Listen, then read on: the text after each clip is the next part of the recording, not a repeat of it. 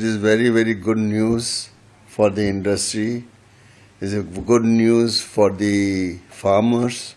It is a good news for the consumers also. You see, E85 and E100 and now E20. That obviously means the consumption from E20 to 85 will go 4 times. Correct? So average out करके it won't be 4 times. Average out करके it will be 40, E20. You see, what do you mean by E20? E20 means as much petrol you consume, 20% of it is ethanol. E85 means 15% petrol, 85% ethanol.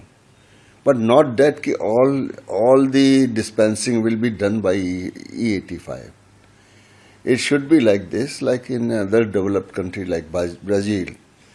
There are two dispensing in every petrol pump. One is E20 or E27. There the minimum benchmark is E27. Second dispensing is E100 or E85. So now customer goes there. He says what is the price there and what is price of E85 and what is the price of petrol. So he mix it up right there.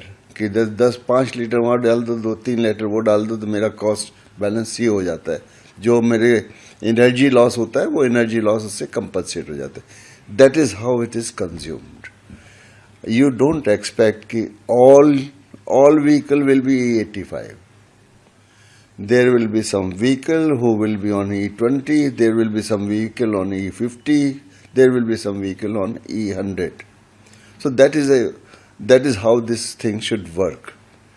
And on an average, 40-45% petrol can be replaced by this.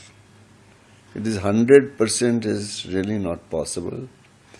Bike can take 100%, but four-wheeler cannot take. They can take 40, 50, 60%. So that is what we understood from the international, other developed world where it has been used like that.